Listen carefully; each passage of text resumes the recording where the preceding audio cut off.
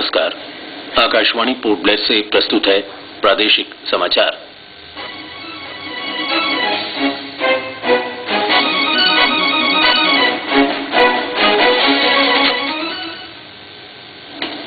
उपराज्यपाल lieutenant general A K. Singh ने द्वीपवासियों से विकास प्रक्रिया में सहयोग की अपील की। प्रशासन की ओर से स्वास्थ्य बीमा योजना लागू कर दी गई है। द्वीप समूह में इंटरनेट संपर्क सेवा में जल्द ही सुधार की संभावना। 23 राजपूत रेजिमेंट को गणतंत्र दिवस परेड में उत्कृष्ट परेड के लिए प्रथम पुरस्कार दिया गया है। और कोलकाता से आ रहे जहाज MV निकोबार के आज शाम 4 बजे तक पोर्ट ब्लेयर पहुंचने की संभावना है।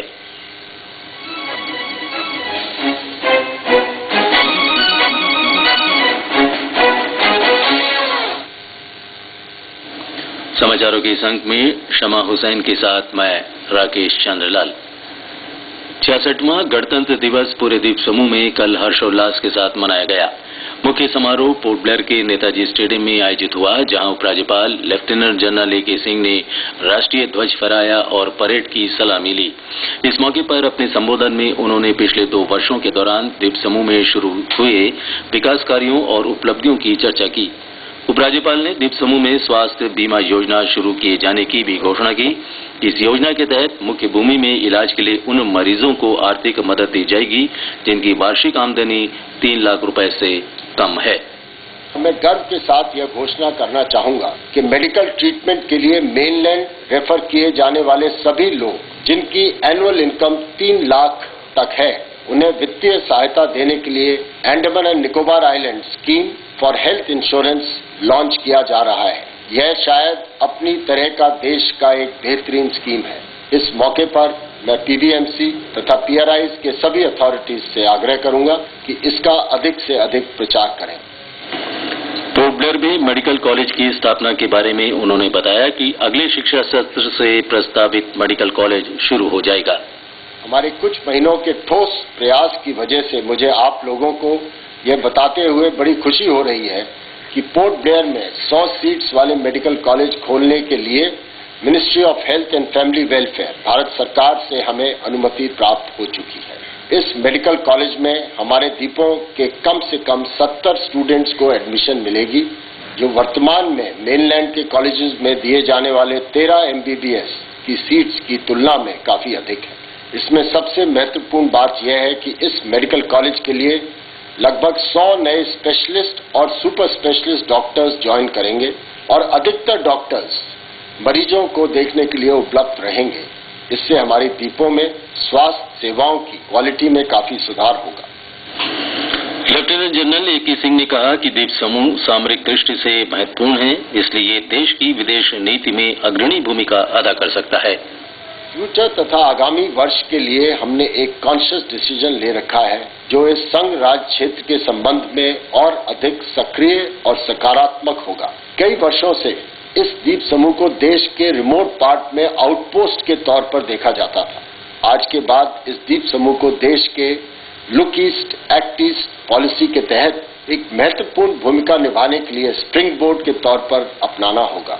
जल्द ही पोर्ट ब्लेयर और फुकेट के बीच एक डायरेक्ट फ्लाइट शुरू होने की उम्मीद की जा रही है और यह सेवा साउथ ईस्ट एशिया के साथ टूरिज्म और ट्रेड के लिए कई नए अवसर पैदा करेगी। उपराज्यपाल ने घोषणा की कि एनेट को दक्षिण अंडमान के टेरलाबाद में एक आवास का निर्माण करेगा, जिसमें इलाज के लिए पोर्ट ब्लेयर आने वाले लोगों को ठहरने की व्यवस्था होगी। उपराज्यपाल ने बताया कि चेन्नई के लिए चार्टर्ड फ्लाइट सेवा जून माह तक के लिए बढ़ा दी गई है। इसके अलावा पोर्ट ब्लेयर से विशाखापत्तनम तथा कोलकाता के लिए चार्टर्ड फ्लाइट सेवा विमान उपलब्ध होने पर शुरू की जा सकेगी। उन्होंने कहा कि पोर्ट ब्लेयर हवाई अड्डे के विस्तार का कार्य चल रहा है। उपराज्यपाल ने आश्वासन दिया कि द्वीप समूह में इंटरनेट संपर्क सेवा में जल्दी ही सुधार होगा। उन्होंने बताया कि राष्ट्रीय राजमार्ग संख्या 23 पर मिडिल स्ट्रेट और हम्फ्री स्ट्रेट खाड़ी पर पुल निर्माण की परियोजना निकट भविष्य में शुरू हो जाएगी। कल नेताजी स्टेडियम में आयोजित परेड में रक्षा विभाग, पुलिस और विद्यार्थियों की टुकड़ियों ने हिस्सा लिया। इस मौके पर सांस्कृतिक कार्यक्रमों के साथ निकाली गई झांकियां आकर्षण का केंद्र रहीं। मुख्य समारोह से पहले उपराज्यपाल ने राष्ट्रीय स्मारक सेलुलर जेल परिसर जाकर शहीद स्तंभ पर पुष्पांजलि अर्पित की। उधर अंडमान निकोबार कमान की ओर से ब्रिजगंज के माउंट ब्रिगेड परिसर में परेड आयोजित हुई। यहां commander in chief vice admiral PK. Chatterjee ने ध्वज फहराया और परेड की सलामी ली। इस मौके पर अंडमान निकोबार कमान के हेलीकॉप्टरों ने फ्लाई पास्ट में हिस्सा लिया। बच्चों ने रंगारंग सांस्कृतिक कार्यक्रम पेश किया। इसके अलावा नगर पालिका परिषद, जिला परिषद और विभिन्न शिक्षण संस्थाओं और सरकारी विभागों में राष्ट्रीय ध्वज फहराते हुए गणतंत्र दिवस मनाया गया। मध्योत्तर अंडमान और निकोबार जिला मुख्यालयों में भी गणतंत्र दिवस समारोह आयोजित हुआ। गणतंत्र दिवस के उपलक्ष्य में कल पोर्ट ब्लेयर से प्रकाशित होने वाले दैनिक समाचार पत्रों में अवकाश रहने के कारण आज समाचार पत्रों का प्रकाशन नहीं हुआ है। इस कारण इस बुलेटिन में समाचार पत्रों की सुर्खियां आज नहीं प्रसारित हो रही हैं। प्रादेशिक समाचार आप आकाशवाणी पोर्ट ब्लेयर से सुन रहे हैं। समाचारों में आगे प्रमुख हैं गणतंत्र परेड पुरस्कार, पुलिस पदक और जहाज। आकाशवाणी से एसएमएस के जरिए हिंदी में मुफ्त ताजा समाचार प्राप्त करने के लिए आप हमारी वेबसाइट www.newsonair.nic.in पर लॉग ऑन कर सकते हैं। मोबाइल पर समाचार जानने के लिए आपको AIR-H टाइप कर 7738299899 पर एसएमएस करना होगा।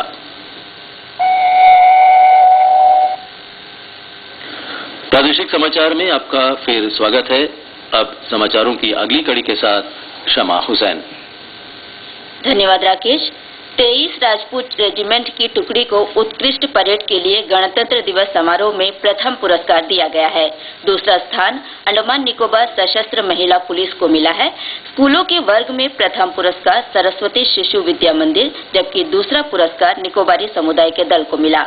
स्कूल बैंड दलों के वर्ग में प्रथम पुरस्कार विवेकानंद केंद्र विद्यालय की टुकड़ी को तथा गर्ल्स स्कूल के दल को संयुक्त रूप से मिला। दूसरे स्थान पर 3 विद्यालय रहे, जिनमें Nirmala school, model school port Blair और स्कूल एंड स्कूल के दल शामिल हैं। झांकियों के वर्ग में वन और पर्यावरण विभाग की झांकी को प्रथम और उद्योग निदेशालय की झांकी को दूसरे स्थान का पुरस्कार मिला। अंडमान निकोबार द्वीप समूह के 4 पुलिस अधिकारियों को गणतंत्र दिवस के अवसर पर राष्ट्रपति का पुलिस पदक देने की घोषणा की गई है। इनमें पुलिस उप अधीक्षक M.K. शुक्ला, निरीक्षक B.N. दुबे, उप निरीक्षक R.N. मिश्रा तथा पुलिस रेडियो निरीक्षक समरेश चंद्र होरे शामिल हैं। इनके अलावा 2 अग्निशमन कर्मियों को राष्ट्रपति का अग्निशमन सेवा पदक प्रदान किया गया है। इनमें निरीक्षक अरविंद राय और सिपाही कुमार पॉल शामिल हैं। कोलकाता से आ रहे जहाज MV निकोबार के आज शाम 4 बजे तक पोर्ट ब्लेयर पहुंचने की संभावना है। यह जहाज मायाबंदर होते हुए आ रहा है। पोर्ट ब्लेयर पहुंचकर जहाज हेडो जेटी पर लगेगा। उधर MV नानकौड़ी कल चेन्नई की यात्रा पर जाएगा। जहाज कल शाम 4 बजे हेडो जेटी से रवाना होगा। इस बीच कोलकाता सेक्टर के लिए फरवरी माह के लिए अग्रिम टिकटों की बुकिंग आज से आरंभ हो रही है।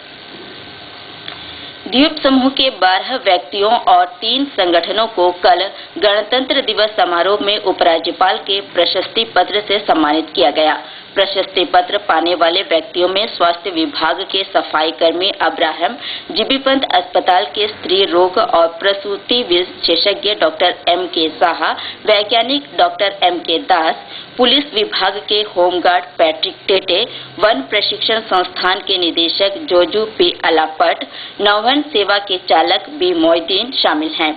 इसके अलावा भ्रष्टाचार रोधी इकाई के पुलिस निरीक्षक B. डैनियल, नगरपालिका परिषद के वास्तुकार V. जयकुमार, सांख्यिकीय निदेशालय के अधिकारी A.G. शरीफ, शास्त्रीय नृत्यांगना श्रीमती काकोली पोद्दार, पीजीटी शिक्षक L.N. मूर्ति तथा विद्युत विभाग के कनिष्ठ अभियंता संदीप मुखर्जी को भी उपराज्यपाल का प्रशस्ति पत्र प्रदान किया गया। 3 संगठनों में तटरक्षक क्षेत्रीय मुख्यालय, डॉक्टर B.R. अम्बेडकर प्रौद्योगिकी संस्थान डॉलीगंज और अंडमान लोक निर्माण विभाग को प्रशस्ति पत्र से सम्मानित किया गया। अंत में मुख्य समाचार एक बार फिर।